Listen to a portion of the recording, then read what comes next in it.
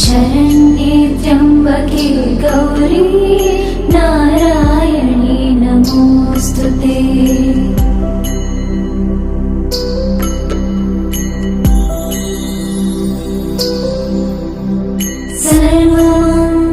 सर्वमङ्गलमाङ्गल्ये शिवे सर्वार्थसाधिके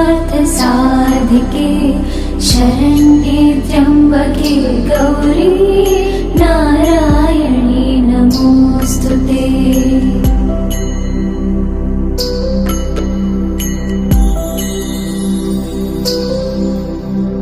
सर्वमङ्गलमाङ्गल्ये शिवे सर्वार्थसाधिके शरण्ये त्र्यम्बके गौरी नारायणी नमोऽस्तुते।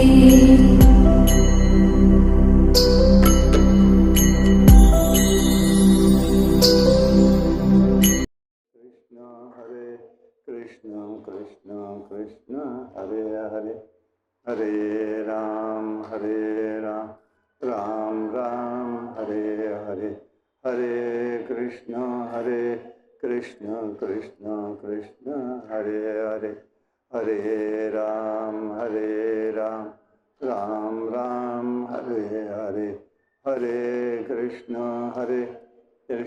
कृष्ण कृष्ण हरे हरे, हरे राम राम राम हरे हरे, हरे कृष्ण कृष्ण कृष्ण हरे राम राम राम हरे हरे, हरे कृष्ण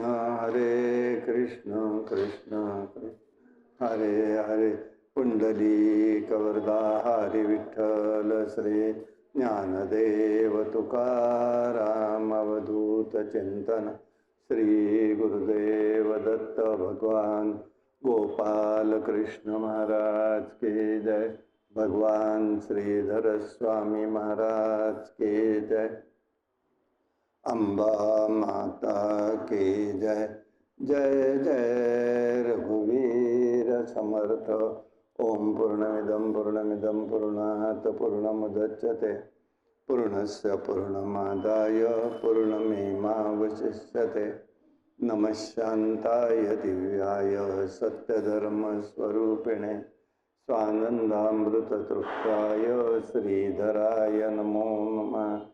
कृष्णाय वासुदेवाय हरे परमात्मने प्रणतक्लेशनाशाय गोविंदाय नमो नमः।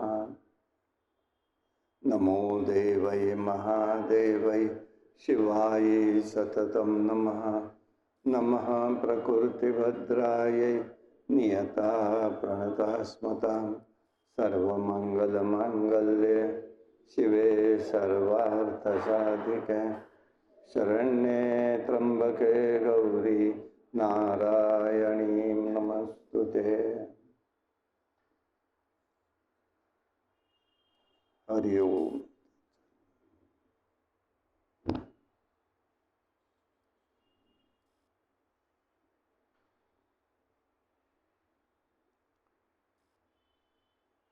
सारस्वत बीज मंत्राचा विचार आपण काल पाहिला। धर्माचरणाने बलप्राप्ती होत असते आणि यासाठी यज्ञ दान तप याचं महत्व व्यासांनी सांगितलं। मग इथे अर्थ काय आहे? यज्ञ म्हणजे समर्पण भाव आहे, दान म्हणजे आसक्ती रहित पाहिजे, आणि तप म्हणजे साधना आहे। हे सगळं करताना जीवाकडून देश काल द्रव्य मंत्र ब्राह्मण शुद्धी असावी लागते। ती जर शुद्धी नसेल, द्रव्य शुद्धी नसेल, मंत्र शुद्धी नसेल, तर कर्माचे फलोन्मुखता विपरीत मिळते, कार्य सिद्धही होत नाही. आणि म्हणून जन्मेजयाला हे सगळं देवीचं चरित्र आणि तिचं कार्य व्यास महर्षी सांगतात. देव दानव यांच्यात सतत युद्ध चालायचं.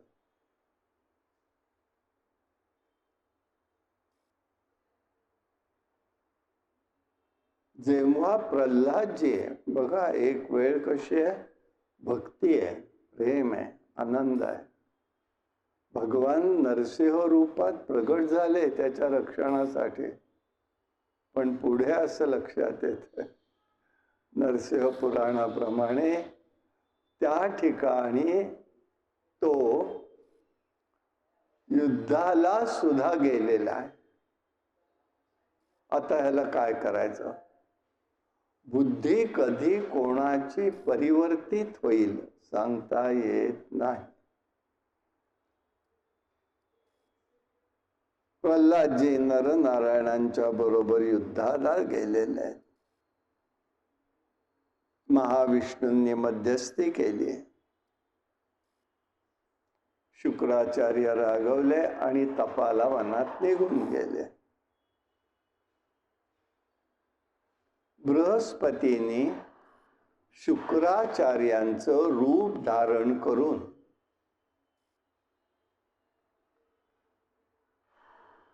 दैत्यांकडे उपदेशाला गेला आणि तिथे त्यांना अहिंसेचा उपदेश केलेला. भागवताप्रमाणे, या दोन्ही भागवताप्रमाणे ही जैन धर्माची सुरुवात आहे. असंही आहे, दानव आहेत, दैत्य आहेत आणि राक्षस आहेत. ह्याच्यामध्ये सत्वरजतम आहे. दैत्य कुळातलेच हे सगळे,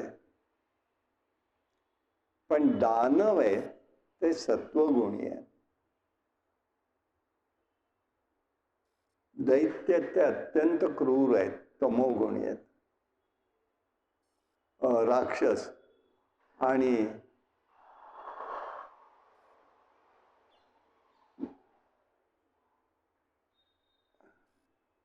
दैत्य जे आहेत ते रजोगुणी आहेत. आणि म्हणून हिते तशा पद्धतीने हे सगळं झालं. कालांतराने मूळ शुक्राचार्य आले. अरे हा कोण माणूस आहे म्हणाले, माझ्यासारखा दिवस उपदेश करतायत, सगळे दैत्य जे आहेत ते त्याच्या मागे लागलेत, हा काय प्रकार आहे? आणि ह्या बृहस्पतींनी मूळ दैत्य आले बघितलं आणि ते अंतर्धान पावले.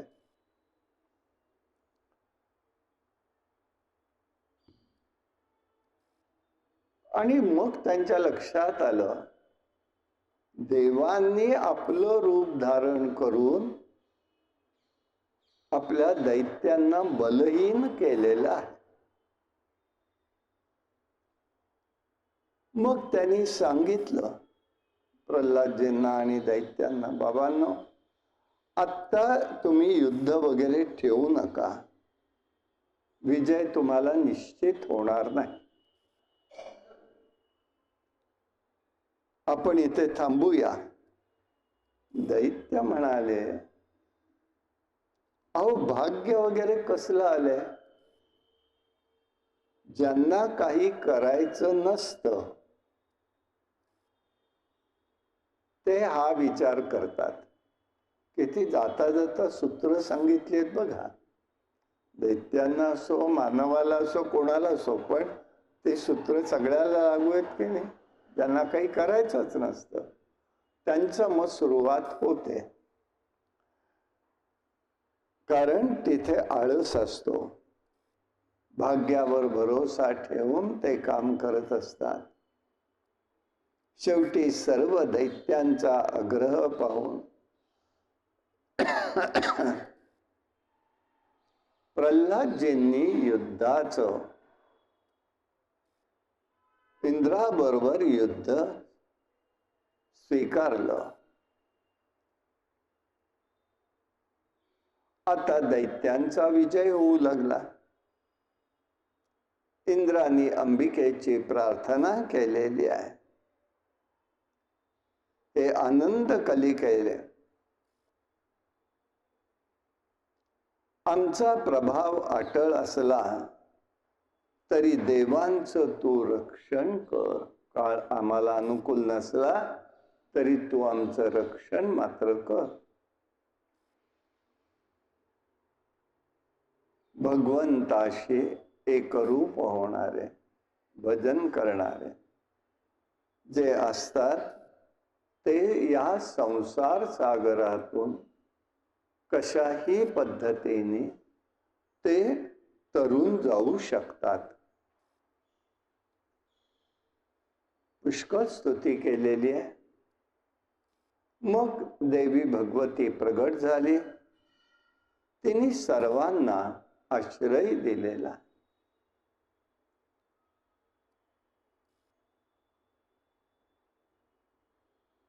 कालांतराने भगवती प्रगट होऊन तिने दैत्यांच्याकडे ती आलेली आहे. तिला पाहून सगळे दैत्य मात्र पळून गेले. प्रल्हादजींनी मात्र भगवतीचे स्मरण केलं. हे भगवती, तू सर्वांची जननी आहेस. तूच देव दैत्य निर्माण केले. मग आमच्याशी भेदभाव का? चांगलं आणि वाईट कर्म असलं ते आई मात्र मुलांशी भेदभाव करत नाही. तेव्हा आम्ही तुला शरण आलेलो आहोत. देवीने सांगितलं, हे बघा, आता तुम्हाला काळ अनुकूल नाही. आपण पाताळामध्ये निर्भयपणे राहा. तुम्हाला तिथे स्थान दिलेलं आहे. स्थान दिलं नाही असं नाही, स्थान दिलेलं आहे.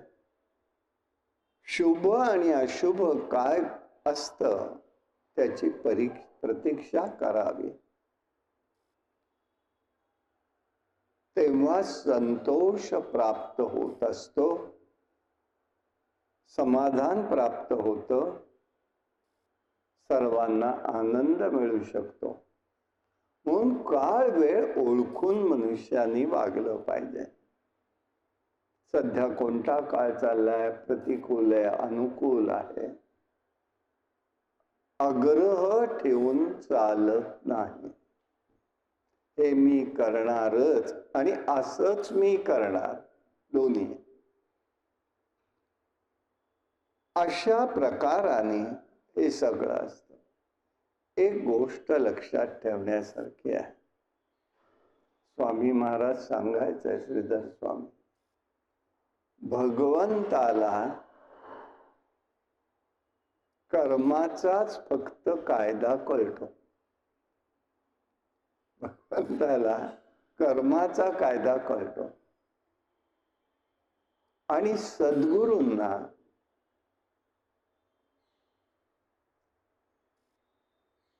मात करायची असेल तर ते त्याच्यावरती मात करू शकतात. म्हणजे कायद्यावरती पण, भगवंताच्या कायद्यावर सद्गुरू. म्हणून गुरुर्ब्रह्मा गुरुर्विष्णू गुरुर्देवो महेश्वरा गुरु साक्षात परब्रह्म तस्मै श्री गुरुवे नमः. दोन्ही एकच आहेत. ही भूमिका असायला पाहिजे. पण सद्गुरु तिथे आपल्या कृपा वर्षावाने समोर येणाऱ्याचं जे काही मलिनता आहे ती दूर करत असतात. भगवंत म्हणतो मला ती करता येत नाही. ती गोष्ट मला करता येत नाही. तिथे मला कर्मानुसारच जावं लागतं.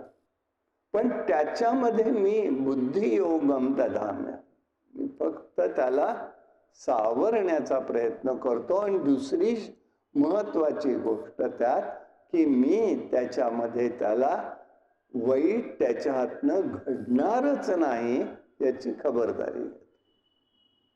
आता तेही ऐकलं नाही तर तुम्हाला त्याची फळ भोगावी कशी लागली धर्मराजांना बघितलंय.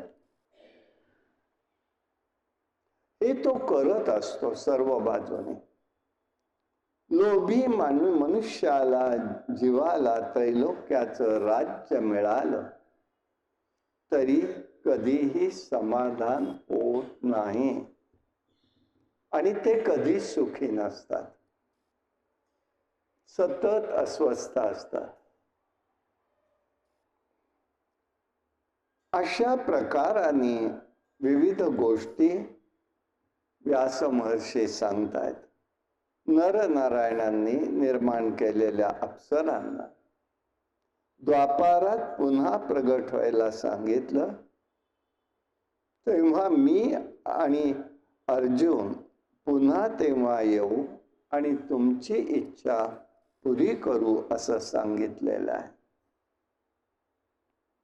जन्मेजयाने विचारलं, द्वापारामध्ये साक्षात भगवंताचा अवतार झालेला आहे.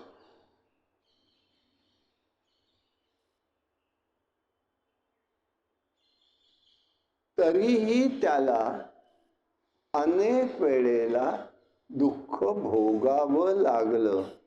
हे का मला अजून कळत नाही. भृगूंच्या शापाने भगवंतालाही वारंवार म्हणजे विष्णूंना यावं लागलेलं आहे.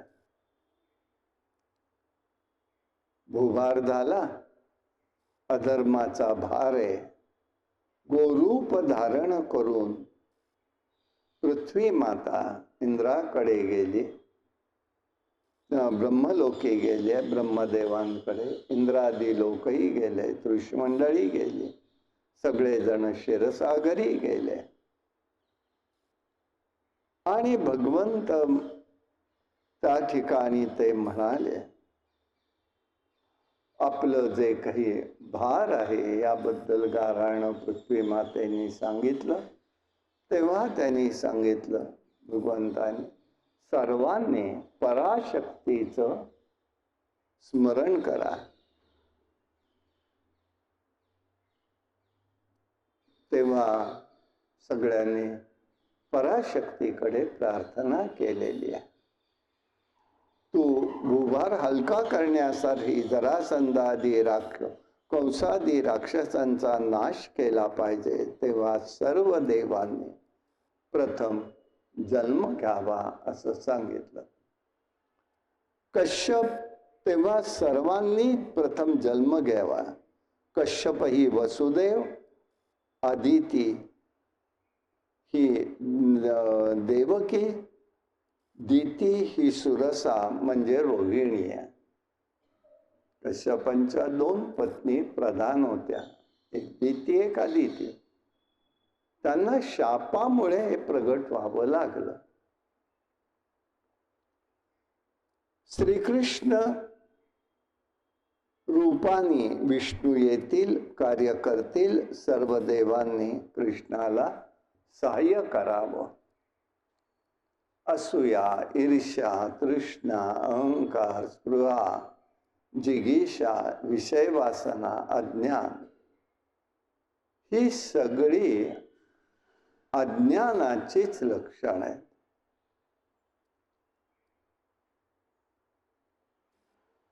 यांचा नाशही होऊ शकतो. यासाठी याचा विचार त्यांनी सांगितला. पुढे यमुना नदीच्या किनाऱ्यावरती मधुवन म्हणजे लवण राक्षसाचं राज्य होतं. शत्रुघ्नाकडे पुढे गेलेले त्यांनी नगरी वसवली. तेथे शूरसेना राहिली. तेच पुढे शूरसेन म्हणून कुळ निर्माण झालं. त्याच कुळात कश्यपांनी म्हणजे वसुदेवानी जन्म घेतला. मथुरेत उग्रसेन राजा राज्य करीत होता. त्याचा बंधू देवक होता. त्याची कन्या देवकी आहे. तिचा विवाह वसुदेवाशी झाला. विवाह समयी कंसाला एक आकाशवाणी झाली, जिचा रथ तू चालवतोयस तिचा 8वा गर्भ हा तुझा वध करणार आहे. मुलं मी तुला तिच्यापासून तर धोका नाही, मुलांपासून आहे, तर तिची मुलं होणारी मी तुझ्याकडे आणून देईन. या करारावरती त्यांनी देवकीला मारण्याचं थांबवलं आणि ते सगळे जण परत आलेले आहेत. आता वास्तविक बघताना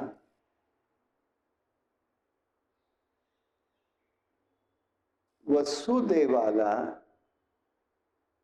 पहिला मुलगा झाल्यावर परत पाठवल्यावरती देवांची घालमेल सुरू झाली. का बरं?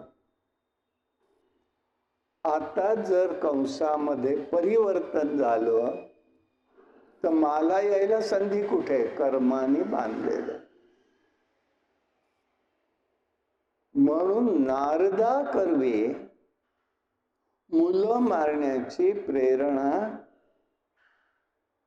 कंसाला दिली आहे. आता प्रश्न असा येईल, नारदही दोषी झाले का? नारदही दोषी झाले का?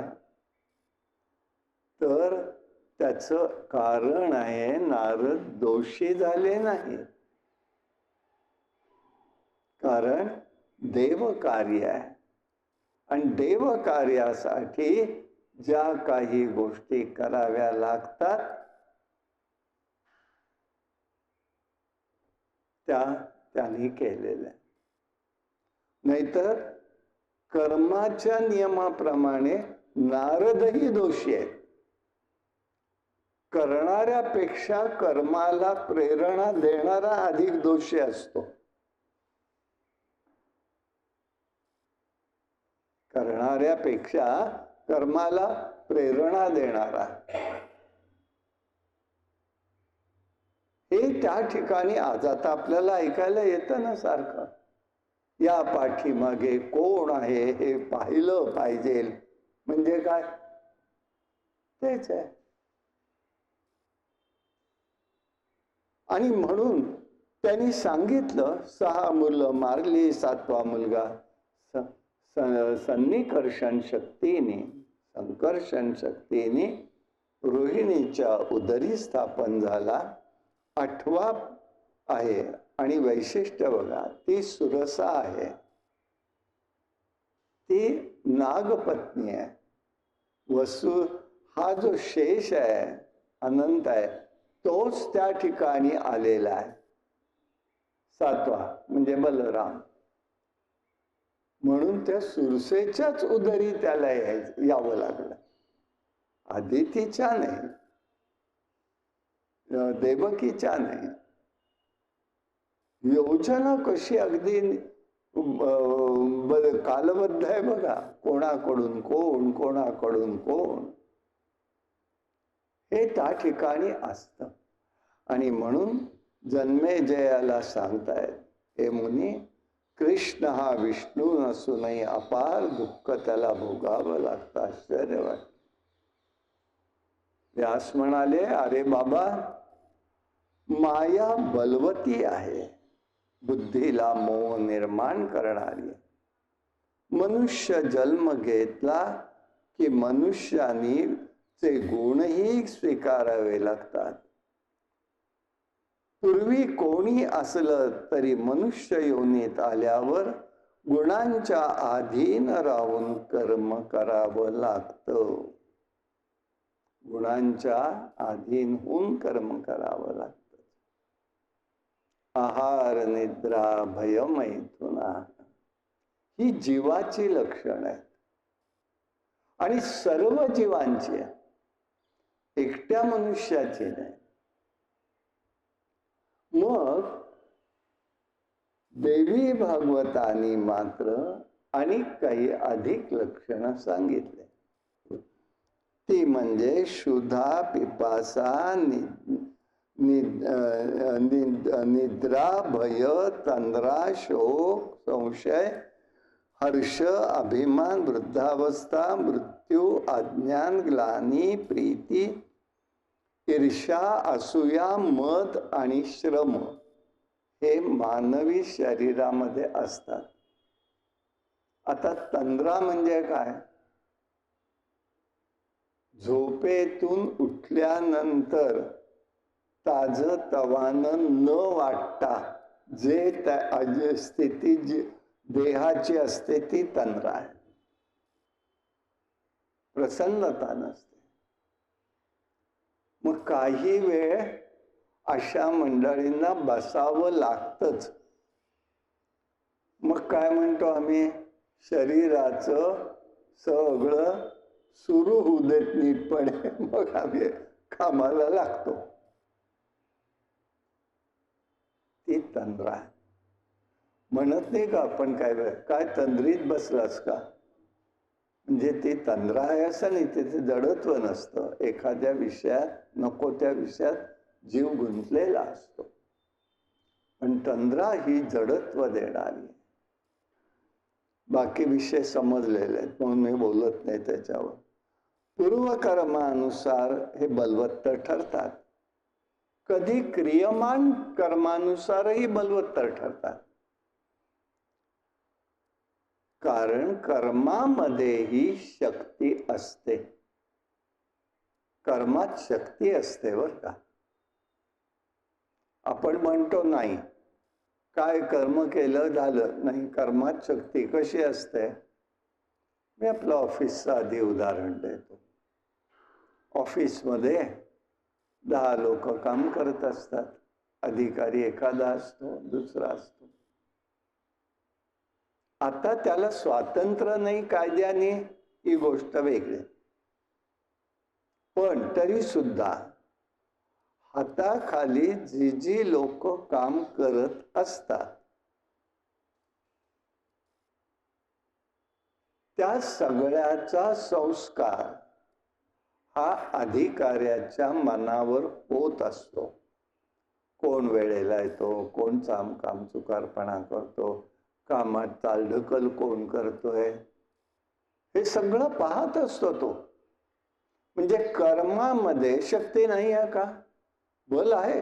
त्याचा संस्कार अधिकाऱ्याच्या मनावर होतो. परिस्थिती काय होते? एक वेळ होती अशी आहे की त्या वेळेला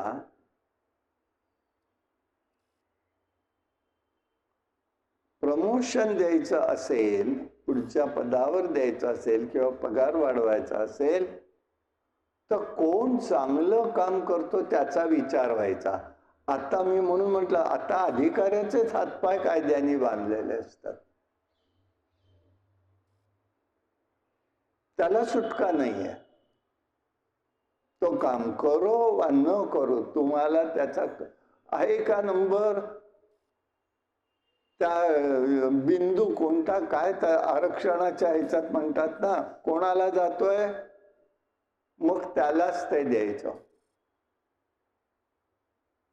हे क्रियमान मधलं आलं. पण त्या अधिकाऱ्याच्या मनावर कर्म संस्कार करतात.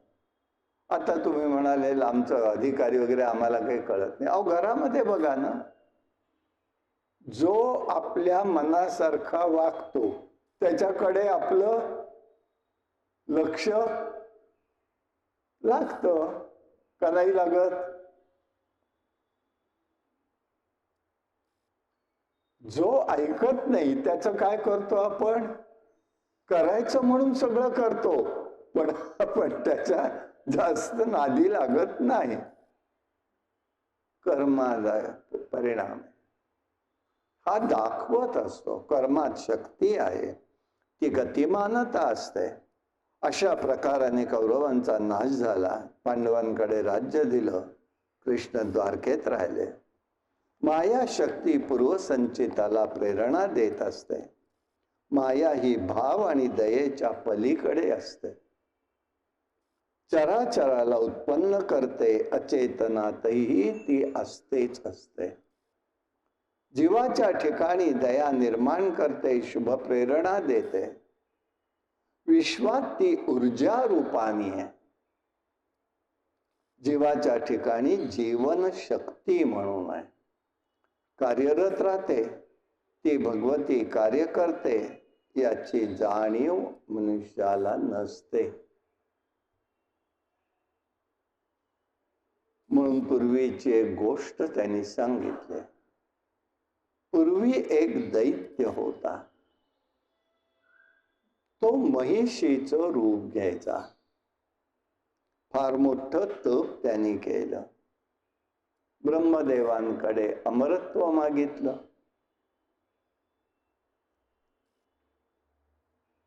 ब्रह्मदेव म्हणाले, बाबा मृत्यू अटळ सर्वांनाच आहे. मला सुद्धा आहे, काळानीच फक्त सगळ्यांना आहे. तेव्हा ते सोडून तू माग. तेव्हा तो महिषी म्हणतोय, हे देवा, मला दानव मनुष्य यापैकी कोणाकडूनही मृत्यू नको. आता इथे काय त्यांनी वगळलं? स्त्री वगळलं. का? ती अबल आहे, ती काय मला मारणार आहे, मागायचंच कशाला? मग ब्रह्मदेवांनी तथास्तु म्हटलं. महिषासुराला अत्यंत अभिमान झाला. सर्वत्र हाहाकार झालेला. त्रैलोक्यावरती अधिपत्य गाजवलं. तो वसूल करू लागला. वैदिक कर्म त्यांनी बंद पाडलेली आहे. देवांना, सज्जनांना, ऋषींना जगणं मुश्किल झालं. सर्व देवतागण एकत्र आले. विष्णूंकडे गेले. पेच प्रसंग सगळा सांगितला. ब्रह्मदेवाच्या वरानी तो मातलेला आहे म्हणाले. याचा अर्थ एकच आहे, नारी स्वरूपच त्याचा फक्त वध करू शकेल. म्हणून सर्वांनी पराशक्तीचं प्रार्थना केलेली आहे.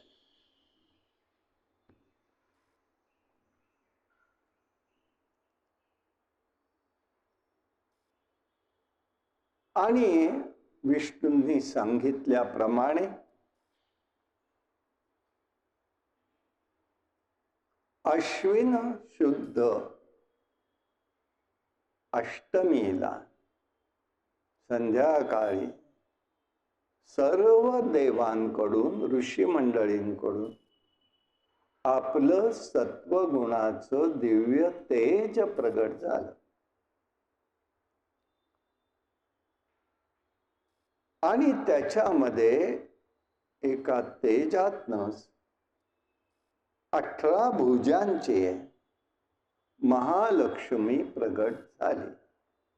ते अश्विन अष्टमीला तिची प्रार्थना केलेली आहे त्यांनी.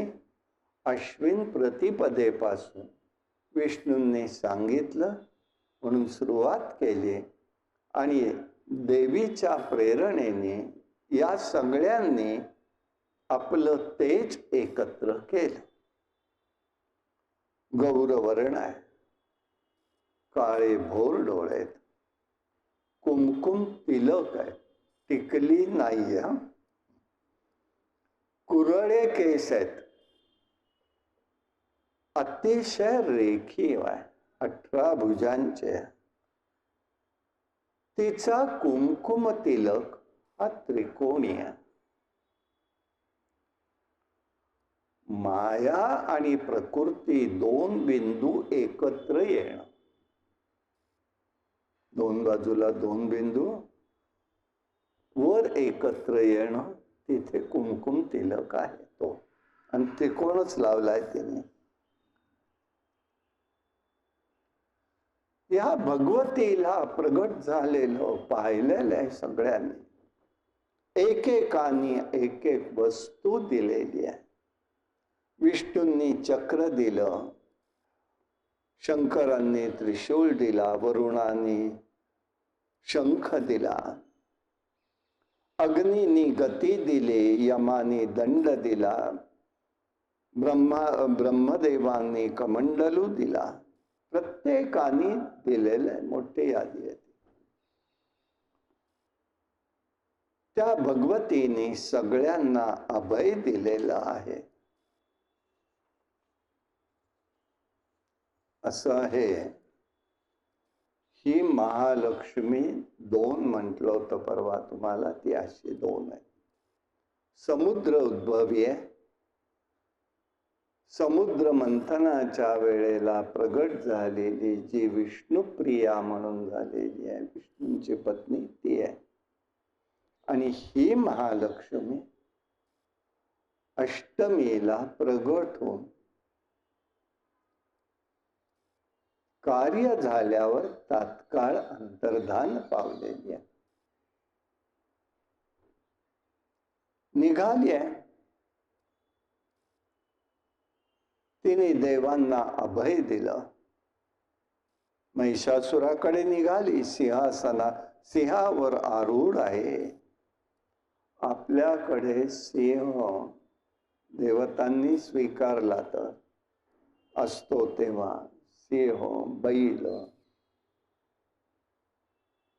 ही सगळी धर्माची रूप आहेत, धर्माधिष्ठित आहेत. लक्ष्मीच्या जवळ गजांत लक्ष्मी आहे. गज आहे म्हणून गजांत लक्ष्मी तिला म्हणतात.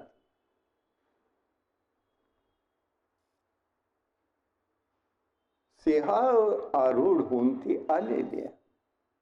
तिचं रूप पाहून दैत्य घाबरून गेले आणि पळू लागले. महिषासुराला निरोप दिला. धर्मयुद्धासी यायचं आहे ना, धर्मयुद्धासी. तिच्या मदतीसाठी कात्यायन ऋषींनी आपलं स्वतंत्र तेज प्रगट करून आपली कन्या कात्यायनी ही, त्यांना कात्यायन ऋषी आणि त्यांची कन्या ती कात्यायनी हिला प्रगट केले तिच्या सहाय्यासाठी. युद्धाला ते आलेले. त्यांनी निरोप सांगितला. अतिशय तेजस्वी आहे, चांगली आहे.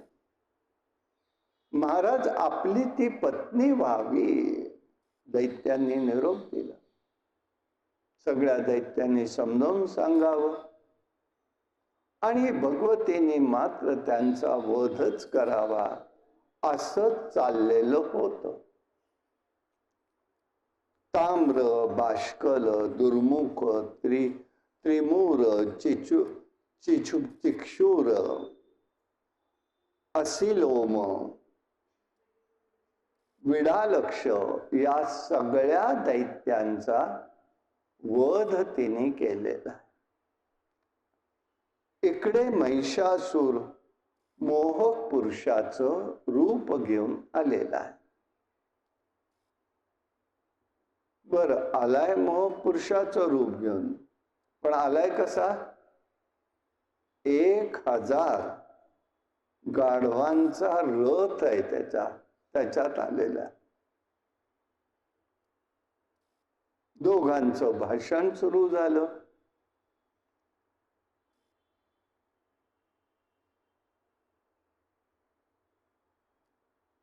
अगं, संसारी लोकांच्याकडे स्त्री पुरुष सुखप्राप्तीची इच्छा करत असतात. सगळं तत्वज्ञान बोलतोय बर का.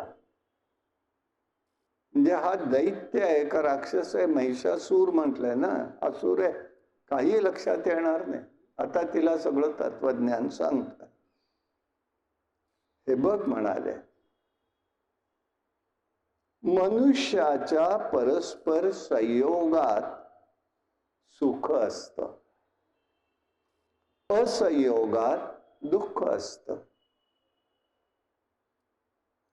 संयोगाचे अनेक प्रकार आहेत, पुष्कळ सांगितलंय. मी महत्वाची गोष्ट आपल्या पुढे मांडतोय. तो बोलतोय छान तत्वज्ञान सगळं. संयोगाचे अनेक प्रकार असतात. त्यात सुप्रीती संयोग हा जो असतो तो परस्परांमध्ये प्रेम निर्माण करत असतो. हेतुस्थ संयोग आहे. एखाद्या कार्यासाठी माणसं एकत्र येतात, त्याला हेतुस्थ संयोग म्हटलंय. स्वभावोक्त संयोग आपोआप निर्माण होणारा असतो. मग त्याला आता सध्याचा शब्द एक लक्षात येणार सांगतो, समानशीले व्यसनस्य संगा. स्वभाव कोणाशी जमत तो स्वभाव. तेव्हा सुप्रीती संयोग हा अत्यंत श्रेष्ठ आहे.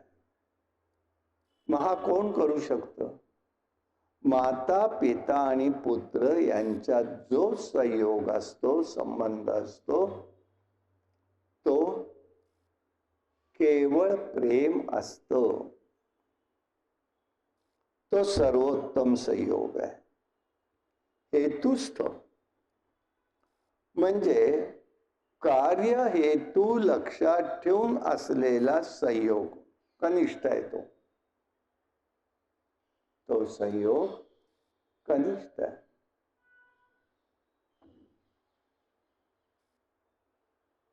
बघा गंमत कशी असते. साधी व्यवहारातली गोष्ट बघा. आपण भाजी आणत असो, मग वाला असेल, वाली असेल, कोणली भाजीवाली असेल, भाजीवाला असेल. ठराविक ठिकाणी घेण्याची काही लोकांना सवय असते. आज मला नेमका चाकवत हवाय, ते सांगते नाही. बाई बुवा उद्याला तुम्ही येणार आहात का? मी तुम्हाला नक्की आणून ठेवते. मग मला सकाळी लवकर दे. सकाळी लवकर दे. सकाळी लवकर देतो. आपल्याला काय बरं वाटतं, अरे आपल्यासाठी मिळालं, आपल्याला पाहिजे तर. सकाळी त्यांनी आणून दिला, त्यांनी पाहिलं, त्यांनी दिलं. हेतुस्थ संयोग. कारण परत आहे. उद्या काही त्यांचं किंवा त्याचं होऊ देत भाजीवरचं, तुम्ही जाणार नाही जाणार. इथे तो प्रकार तो सांगतोय सगळं. स्वभावोक्त. स्वभावोक्त म्हणजे भावाभावांचा संयोग. मध्यम प्रतीचा म्हणून म्हटलेला आहे. हा क्षणार्धात बदलूही शकतो. राम लक्ष्मणाचं राहिलं, पण रावण आणि बिभीषण नाही. भाऊच आहे, सहोदर आहे, नाही राहिला. अल्प संयोग असतो तो. याच सर्वांमध्ये सुख देणारा संयोग हा अत्यंत उत्तम संयोग आहे. आणि हे स्त्री, मी तुला एकच सांगतो, समवयस्कर स्त्री पुरुषांचा संयोगही हा अत्युत्तम असतो. हा आता सांगतोय तिला. अत्युत्तम सुखाची प्राप्ती होते. त्यात एकमेकांच्या गुणांचा परस्पर परिचय होत असतो.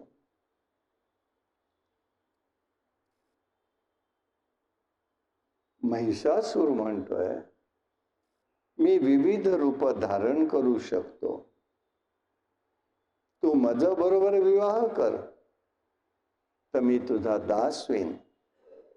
देवांशी लागलं तर वैरही संपवतो. तू सुखी व्हावं आणि मीही सुखी व्हावं म्हणून तू सांगशील ते मी ऐकतो. झालं, अधीन झाला. देवीने सांगितलं, बाबा रे, हे मूर्ख माणसा, मूर्ख दैत्या, परम पुरुषाशिवाय दुसऱ्या कोणाचाही विचार मी करीत नाही. परम पुरुषाशिवाय इतरांचा मी करतच नाही. त्याच्या इच्छेने सर्व विश्वाची उत्पत्ती, स्थिती, लय हे करणारी मीच आहे. त्या परमपुरुषाच्या इच्छेने मी कार्य करते. मी त्याच्या सान्निध्यात सदैव चैतन्य स्वरूपात आहे. तो निर्गुण निराकार आहे, मीही निर्गुण निराकार आहे. जडाचा संयोग परमपुरुषाच्या योगाने चैतन्य प्राप्त होऊ शकतं.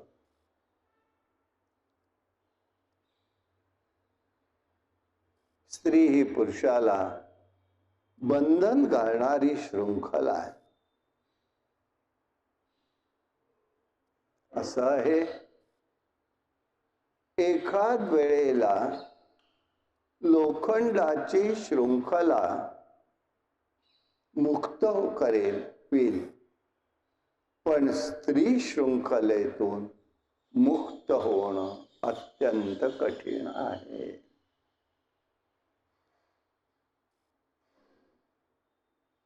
अशातून सुख कधीही प्राप्त होत नाही.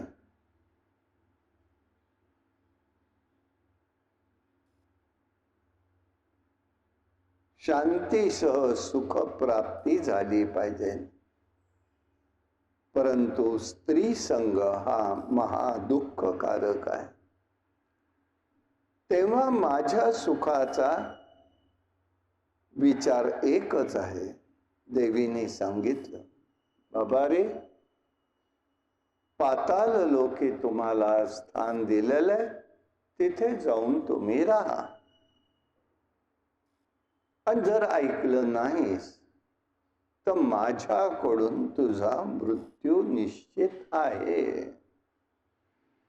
आता तो मात्र रागवला. मी इतकं समजून सांगतोय, तत्वज्ञान सांगतोय.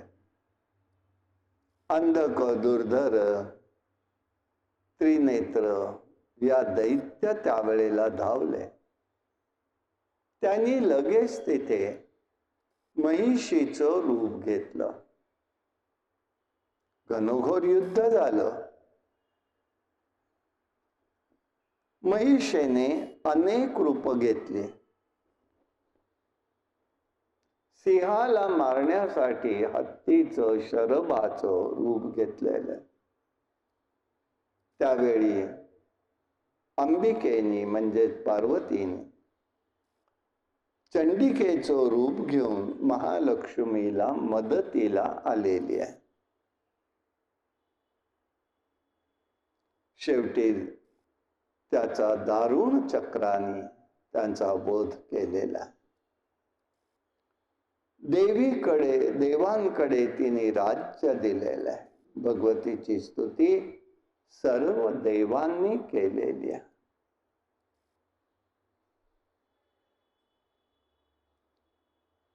दुष्ट कृत्य आणि वृत्तीमुळे दैत्यांचा नाश होतो. मानव जीवनात नाथांनी वर्णन केलंय, मोह महिषासुर.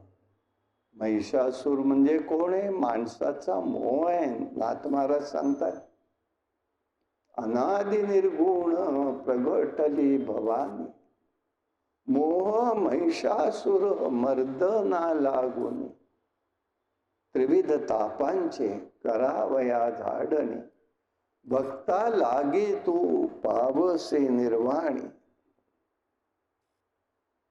ही जगदंबा अशी आहे.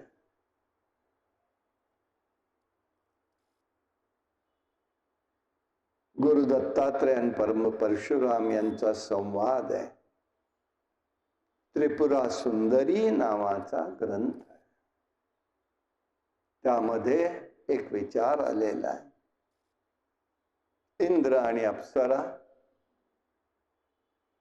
राजा जन्मेजयाने विचारला, हा महिषासूर होता तरी कोण? तिथे एक संदर्भ आला, इथेही तोच संदर्भ सांगतायत. इंद्रानी गौतमांची एकदा अप्सरांसह तो आलेला होता भूतलावर. हिंडता हिंडता एका ठिकाणी गौतमांची सून त्यांनी पाहिली.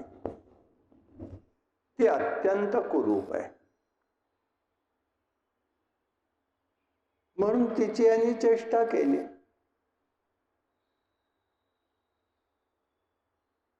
मोठ्यांनी लहानाची चेष्टा कधीही करू नये. म्हणून लहानाने मोठ्याची करावी असं नाही आहे. गमतीत एखादी गोष्ट वेगळी, परंतु शारीरिक न्यूनतेची चेष्टा कोणी कोणाची कधीही करू नये.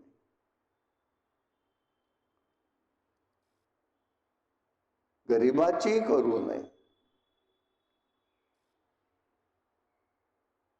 परंतु सुष्ट लोक तो आपला अधिकार समजतात. इंद्राने काय केलं? तिला पाहिलं आणि काय विचारलं? कतरंच महिषीं जनयिष्यसि. हे देवी, म्हशीसारखी तू दिसतेस, तू कोण आहेस? आता तू कोण आहे विचारलं चाललं नसतं का? नाही, म्हशीसारखी दिसते म्हणतोय. तेव्हा तिने सांगितलं, तुझी पत्नी सची ही महिषी होऊन भूतलावरती तुझा शत्रूच निर्माण करेल. हे त्रिपुरा रहस्यामध्ये व्यक्त केलेलं आहे. तुझाच करेल आणि तुलाच करेल शत्रू तो निर्माण. तिच्या पोटी असुर जन्माला येईल. उग्र तप केलं, फळही उग्र मिळतं. म्हणून मी रेमी आपल्याला म्हणतोय, तपस्या उग्र कधीही कोणीही करू नका. हा, करता करता करता एखाद वेळेला घडून जाईल ती तपस्या, उपासना, पण कायम नाही. तो करणारा परमात्मा, दाता परमात्मा.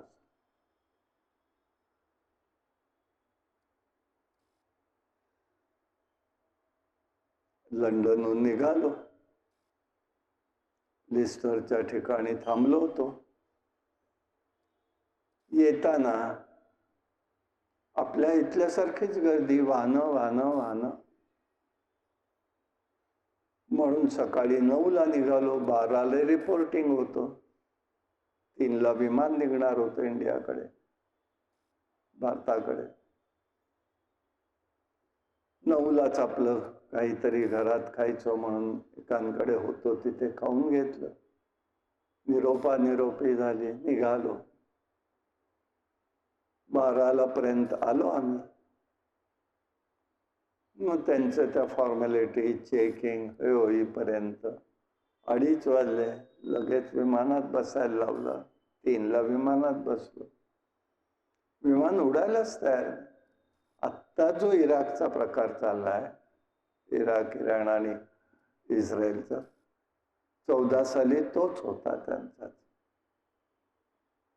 आणि 6 वाजता संध्याकाळी जाहीर केलं विमान रद्द झालंय. कारण काही सांगितलं. आणि नंतर आम्हाला थांबवूनच ठेवलं. का? कारण काही बोलायला तयार नाही. आता करायचं काय? 11 वाजता रात्री आम्हाला इस्रोवाल्यांनी सांगितलं, म्हणजे विमानतळाने, त्या चला म्हणाले, तुम्हाला आता इथनं आम्ही एका ठिकाणी नेणार आहोत. काय झालं काय? म्हणे मला तसं सांगता काही येणार नाही, मला सांगितलं नाही. विमान इथनं रद्द झालेत आणि 11 नंतर इस्रोवरून विमानं सुटत नाहीत, येतही नाहीत, बंदही येते. बर त्या परिसरात 15 किलोमीटर मध्ये वस्तीच नाही. गाड्यांची व्यवस्था केली त्यांनी, सगळे ती व्यवस्था केली. पण आम्ही मूर्ख, नियमाने बांधलेले, आता काय करायचं? बोरवेल आहे का? आहे म्हणाले. चल, अंघोळ उरकून घेतली, संध्या केली. पाणी कसलंय माहीत नाही, त्याच्यामुळे घेता येईना, फक्त संध्येचं आचमनाचं घेतलं, अर्घ्याचं घेतलं आणि गप्प बसून राहिलो. करणार का? दुसऱ्या दिवशी 12ला न्यायला आले. पुन्हा कालचा कित्ता तसाच पुढे सुरू, चेकिंग, हे ते. पुन्हा 3ला विमानात बसवलं, पुन्हा 6ला सांगितलं विमान रद्द, उतरवलं सगळ्यांना. आणि मग कळालं की ह्याच्यामुळे विमानं सगळी रद्द होत आहेत. तिथून विमानं इराक जाऊन देत नाही. मग आता काय करणार? शेवटी भांडणं झाली, लोकांनी केली. म्हणजे थोडा मी सामील झालो त्यात, म्हणजे आपलं कबूल केलेलं बरं. तेव्हा कळलं तरी की काय झालं. मग रात्री 11 वाजता आम्हाला इंडियातल्या त्या येणाऱ्या विमानासाठी फक्त त्यांनी खुणा केल्या. आम्ही भराभरा जाऊन बसलो. आता त्यामुळे पुढले सगळेच प्रवास चुकले. गाड्या बुकिंग होतं ते चुकलं. 6ला दुपारी 2ला इंडियन टाइमने येऊन पोचलो. पोचल्यावरती गाडी नाही, मग त्याची व्यवस्था केली के कडून. संध्याकाळी 6ला पुण्यात आलो. पहिल्यांदा पटकन अंघोळ करून तांब्याभर पाणी प्यालो. मी केलं म्हणत नाहीये, हे आधी लक्षात ठेवा. केला नेम चालवी माझा, भगवंतानी नेलं. किती तास गेले होते या सगळ्या कृत्यात? 50 तास गेले होते. पण सदा कदाचित, आता तेही कबूल करून सांगतो, त्रास झालाच असता, घेतलं असतं. मी का सांगतोय? भगवंत सहाय्य करतो. पण भगवंत सहाय्य करतो म्हणून सगळं त्याच्यावर टाकून आपण निर्धास्त नाही राहायचं. त्रास होईल वाटलं त्या क्षणाला आपण थांबायचंय, कठोरपण. पण सहाय्य केलं, त्यांनी केलं, मी करणार कोण?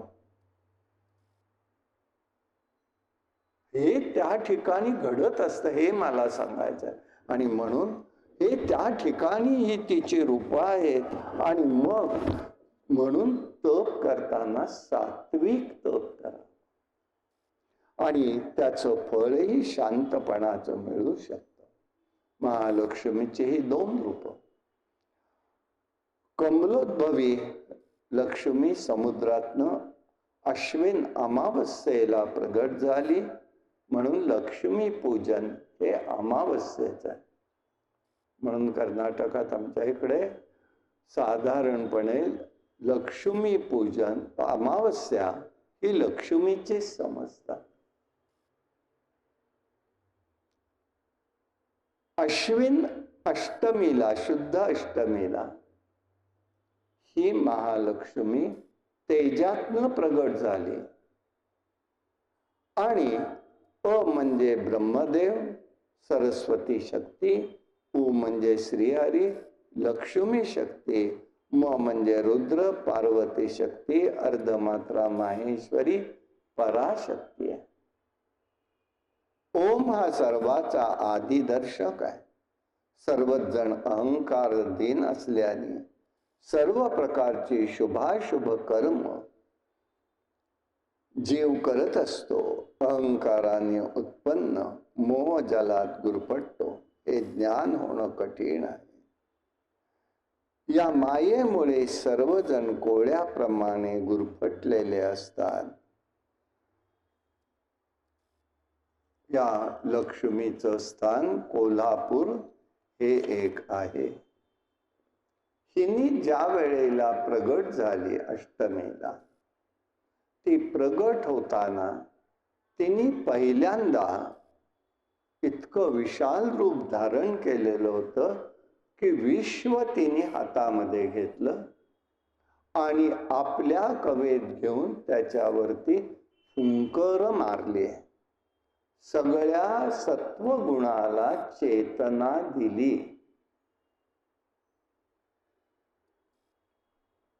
आणि चेतना दिल्यामुळे ते विश्व जागृत होऊन ते सगळ्या जणांनी महिषासुराच्या वधाला मदत केली आणि दसऱ्याला आनंदोत्सव त्या सर्वांनी केलेला आहे.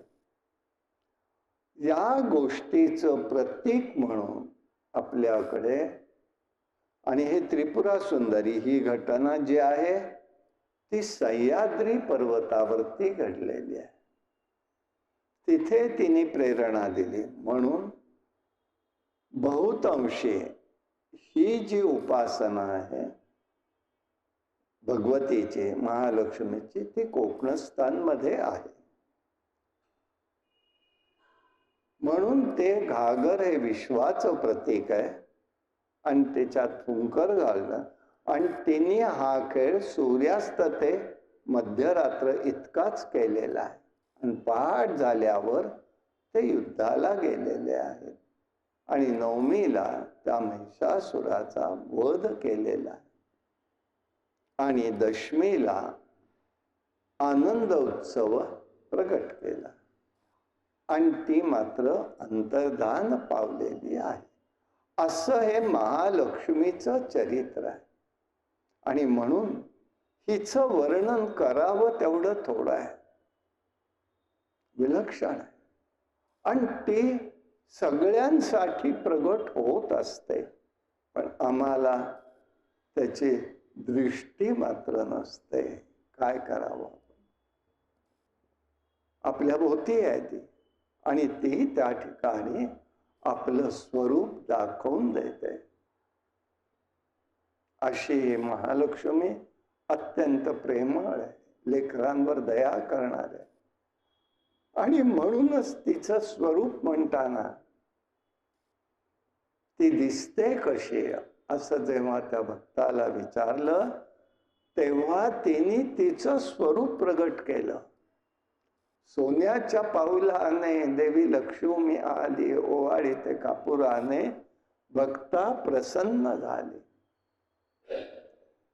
नेसली भरजरी.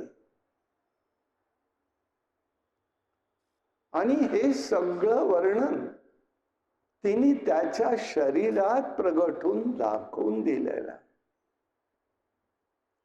थोडी बदामी ल्याली, करून काजल कुंकू, नाकी मुरणी ल्याली सोन्याच्या पावलाने, कुरळ्या केसावरी शोभे मोत्याची जाळी, गळ्यात गळसरी बांगडी नागमोडी, कंकणी कुशावरी वाकी शोभती दंडावरी, हसत द्वारी उभी सोन्याच्या पाऊलाने.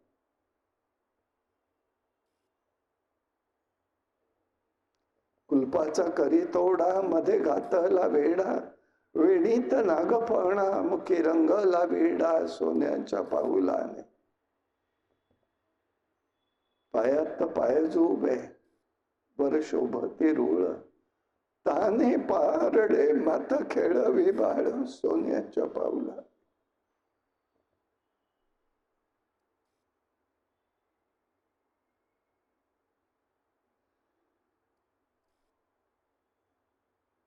विकल्या साई डाळी प्रेम घालती आळोआळी राबती दासदासी दुभत्या गाई माशी. भक्ताला दिली हाक रवी घुमती डेऱ्यात सोन्याच्या पावला.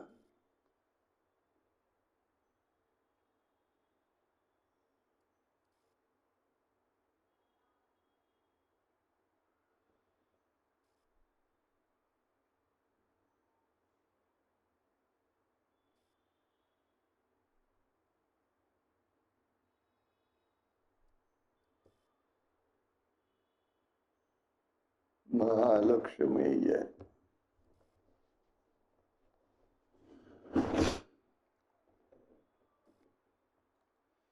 अशा प्रकाराने हे स्वरूप आहे. कोल्हापूरला तिचं स्थान आहे. आणि लक्ष्मीने कर्म केलं ते आपण आता उद्याला पाहू. कायेन वाचा मनसेंद्रिय बुद्ध्यात्मना प्रकृती करोमि यत्किंचित् सकलं नारायणाय समर्पयामि. हरि ओम तत्सत्. विठ्ठल विठ्ठल विठ्ठल कुंडली कवरधारी विठ्ठल श्री ज्ञानदेव तुका. अवधूत चिंतन श्री गुरुदेव दत्त. भगवान गोपाल कृष्ण महाराज, भगवान श्रीधर स्वामी महाराज. जय जय रघुवीर समर्थ. अंबा माता की जय.